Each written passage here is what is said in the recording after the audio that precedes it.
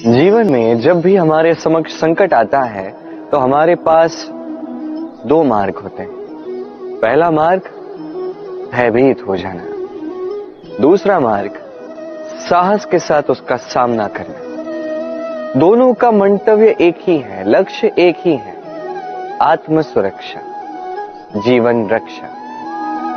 किंतु भय को दुर्बल माना जाता है और साहस को आपका बल माना जाता है।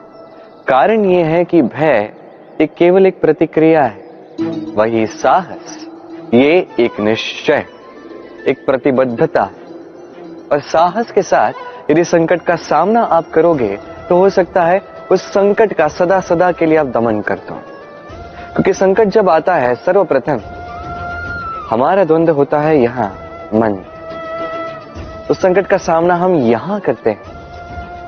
यदि इस हृदय को, इस मन को साहसी आप बना दो तो इसमें कभी भय नहीं आएगा और उस संकट का सामना करना सरल होगा, विजय प्राप्त करना सरल होगा। इसलिए निश्चित रूप से साहस अधिक श्रेष्ठ है। जीवन में जब भी कोई संकट आए तो साहस के साथ उसका सामना कीजिए और मेरे साथ प्रेम से कहिए राधे राधे। एक गैया और एक बछड़े में कैसा संबंध होता है।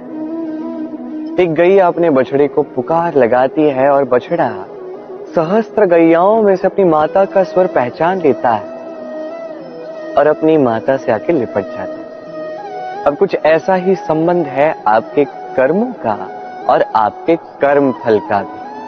आप जो कर्म करेंगे, आपके कर्म आपके कर्म फल को पुकार लगाएंगे और आपका कर्म फल कहीं ना कहीं से आपको ढूंढते ढूंढते आके आपसे लिपट जाएगा।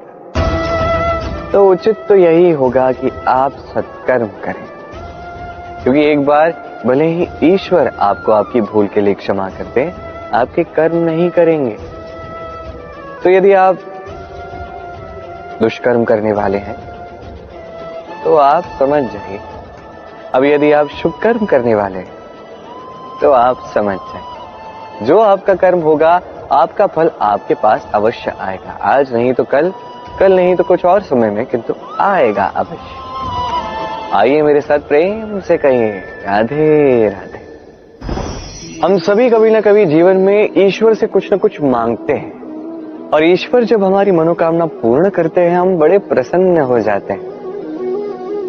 परंतु जब ईश्वर हमारी मनोकामना पूर्ण नहीं करते तब हम सोचते हैं, संदेह करते हैं, क्या सच में ईश्वर है?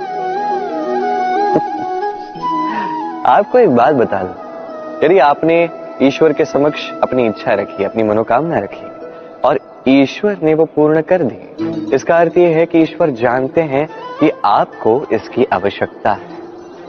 किंतु यदि आपने कामना की और वो पूर्ण नहीं हुई तो बस इतना स्मरण रखिए, ईश्वर वो सब देख सकते हैं जो आप नहीं देख सकते। दूसरा कारण ये है कि ईश्वर ये बात भली भांति जानते हैं कि जो इच्छा आप रख रहे हैं वो इच्छा आप स्वयं अपने बल पर पूर्ण कर सकते हैं। तो यदि आपकी इच्छा ईश्वर पूर्ण करते हैं तो उन्हें धन्यवाद कहिए। यदि इच्छा पूर्ण नहीं करते हैं तो और भी धन्यवाद कहिए, क्योंकि वो आपके लिए या तो अच्छा कर रहे हैं या तो आपको उतना योग्य समझ रहे हैं कि आप स्वयं अपनी इच्छा, अपने स्वप्न पूर्ण कर सकते हैं। अपना कर्म करते जाइए, जीवन में आगे बढ़ते जाइए और मेरे साथ प्रेम से कहिए राधे राधे। आम और नीम दोनों ही अपने अपने स्थान पे अत्यंत विशेष, अत्यंत श्रेष्ठ। आम हमारी शक्ति बढ़ाता है, वही नीम रोगों से लड़ने की हमारी क्षमता बढ़ाता है। अब आम अत्यंत मीठा होता है और नीम कड़वा होता है। अब क्या इस कारण से नीम को निराश हो जाना चाहिए या स्वयं से घृणा करनी चाहिए कि वो कड़वा है? कदापि नहीं। देखिए, नीम कड़वा है, इसमें नीम का कोई दोष नहीं है, दोष जिह्वा का है। इसे मीठा भाता है और कड़वा नहीं भाता। किंतु यदि आप नीम का उपयोग अपने जीवन में नहीं करोगे तो रोगों से लड़ने की आपकी क्षमता बढ़ेगी ही नहीं। तो नींव तो है अत्यंत महत्वपूर्ण। इससे आपको क्या सीख मिलेगी? यही कि कभी भी जीवन में किसी और के मापदंडों पे स्वयं को मत परखिए। आपकी योग्यता, आपकी विशेषता, आपके गुण अवगुण, ये स्वयं आप समझ जाइए, इतना ही पर्याप्त है। आइए और मेरे साथ प्रेम से कहिएगा, राधे राधे। क्या आपने कभी कुएं से जल निकालते हुए किसी को देखा है? एक पात्र को रस्सी से बांधा जाता है, उसे कुएं में डाला जाता है, खींच के तब जल प्राप्त होता है। सरल सी बात है, परंतु कभी ये सोच के देखिए, कुएं में पात्र डालने के पश्चात यदि पात्र सीधा ही रहे तो वो जल में प्रवेश कर ही नहीं सकता। ना जल उस पात्र में प्रवेश कर सकता है, उस पात्र को झुकना पड़ता है, तब जाके जल उसमें प्रवेश करता है, तब जाके खींच के आपकी प्यास बुझती है। अब इसमें जीवन की एक अमूल्य सीख छिपी है, एक सीख जो संसार के हर एक व्यक्ति के लिए महत्वपूर्ण है, और उस सीख का नाम है विनम्रता। संसार में हर एक व्यक्ति को विनम्र होना चाहिए। आप स्वयं को विनम्र बना दीजिए, आपको बड़ों का आशीर्वाद भी प्राप्त होगा, सफलता का साथ भी प्राप्त होगा। आप विनम्र नहीं, कुछ भी टिकेगा नहीं। तो विनम्र रहिए और मेरे साथ प्रेम से कहिएगा, राधे राधे। कभी आपने सोचा है कि वो क्या है जो आपको आगे बढ़ने से रोकता है? जैसे कि आप मार्ग से चल रहे हैं, पांव में मोच आपको आगे बढ़ने से रोकती है। वैसे ही जीवन में छोटी सोच आपको आगे बढ़ने से रोकती। देखिए, यदि एक चाक है जो टूटी हुई है, वो आपको मिट्टी के पात्र नहीं बनने देते। उसी प्रकार किसी से ईर्ष्या करना आपको महान नहीं बनने देता। मैं ऊंचा हूं और वो नीचा है, ये विचार कभी आपको ऊंचे उठने नहीं देता। मन से सारे विकार, ईर्ष्या, मोह, लोभ, लालच सब निकाल फेंकिए। इस सोच को बड़ा कीजिए, सकारात्मकता लाइए और पूर्ण समर्पण से कर्म करते जाइए। महानता और सफलता दोनों आपके कदम चूमेंगे। तो आइए और मेरे साथ प्रेम से कहिएगा, राधे राधे। जीवन में जब भी हम किसी ऐसे मार्ग पर चलना चाहते हैं जिस पर कांटे हैं, छोटे कंकड़ हैं जो चुभ सकते हैं, तो हम क्या करते हैं? हम पादुकाएं पहनते हैं और तत्पश्चात हम बड़ी सरलता से उस मार्ग से चल के जा सकते हैं। किंतु यदि पादुका और पांव के बीच कोई छोटा सा कंकड़ आके फंस जाए तो हम कोमल से कोमल मार्ग को भी नहीं पार कर सकते। कुछ समझे आप?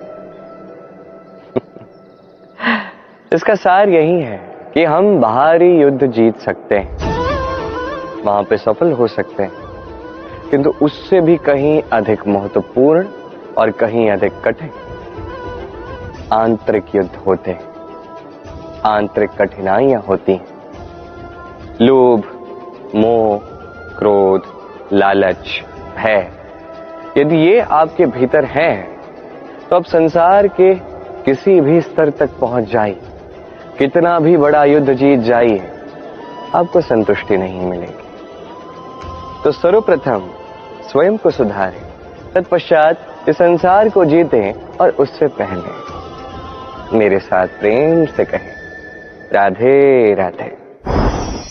कभी कभी हम किसी कार्य को आरंभ करने के विषय में सोचते हैं, फिर और सोचते हैं, फिर और सोचते हैं, सोचते ही रह जाते हैं। देखिए, ये अनुचित नहीं कि हम किसी कार्य को आरंभ करने से पूर्व उसके विषय में सोच विचार करें, उसे समझें, ठीक है, किंतु सारा समय इसमें व्यर्थ करना उचित नहीं है। यदि आपने अधिक समय लगा दिया तो समय आपसे रुष्ट अवश्य होगा, और क्यों ना हो, आप समय को नष्ट कर रहे हैं, ये उचित नहीं। देखिए, निश्चित रूप से सोच विचार कीजिए, आकलन कीजिए, पूर्ण रूप से कीजिए, किंतु ये भी स्मरण रहे कि उस उचित समय में आपको कर्म आरंभ करना है। सोचते ही रहोगे तो कर्म आरंभ नहीं कर पाओगे। और ये समय अत्यंत बलवान है। इसका सम्मान करोगे तो ये आपका साथ देगा, नहीं करोगे नहीं देगा। आइए इस समय का सम्मान करें और मेरे साथ प्रेम से कहें राधे राधे। कई बार ऐसा होता है कि हमारे अच्छी मंशा पर, अच्छे विचारों पर, अच्छे कर्मों पर लोग संदेह करते हैं, प्रश्न उठाते हैं, प्रमाण मांगते हैं, शुद्धता की परीक्षा देने को कहते हैं, और तब निश्चित रूप से दुख होता है। हम सोचते हैं कि यही जीवन है। इतना अच्छा सोच के भी, शुभ कर्म करके भी लोग हम पे ही संदेह करते हैं। दुख तो होता है, किंतु दुखी होने की आवश्यकता नहीं। क्यों नहीं है? क्योंकि यदि कोई आप पर संदेह करता है तो उन्हें करने दे। संसार में क्या होता है देखिए, संसार में स्वर्ण की शुद्धता को ही परखा जाता है, कोयले की कटुता को नहीं। आप स्वर्ण हैं तो आपकी शुद्धता को परखा ही जाए, वो तो होना ही है। आप स्वयं को दुखी मत कीजिए, आपका केवल एक कर्म है, स्वर्ण की भांति चमकते रहिए। संसार को आपके सोच विचार, आपके कर्म का, आपकी शुद्धता का प्रमाण मिलता ही रहेगा। तो आइए और मेरे साथ प्रेम से कहिएगा राधे राधे। कई बार ऐसा होता है जहां लोग हमारे सत्य को अस्वीकार करते हैं और लोगों की मिथ्या बातों को स्वीकार कर लेते हैं, वो भी बड़ी सरलता से। तब हमें बड़ा दुख होता है, बड़ा क्रोध आता है लोगों की इस सोच पर यह जानना अधिक महत्वपूर्ण है कि ऐसा होता है तो क्यों? क्या कारण आप है? क्या आप में कोई दोष है? कदापि नहीं। कारण यह है कि सत्य, इस सत्य का मूल्य कहीं अधिक है। इतना अधिक है कि कई बार बड़े से बड़ा धनी भी इसका मूल्य चुका नहीं सकता। वहीं बात की जाए यदि मिथ्या की, तो इसका मूल्य बहुत छोटा है, बड़ी सरलता से इसलिए मिथ्या सब में बिक जाता है। आपका कर्म सत्य कहूं तो ये नहीं कि आप सोचते रहें कि लोग आपको क्यों नहीं समझ रहे, आपके सत्य को क्यों नहीं समझ रहे। आपका कर्म है अपने सत्य के साथ खड़े रहना, सत्य के साथ चलते रहें, क्योंकि सत्य भी उन्हीं के पास आएगा जो सत्य को खोजना चाहते हैं। अन्यथा अधिकतर लोग मिथ्या में ही प्रसन्न हैं।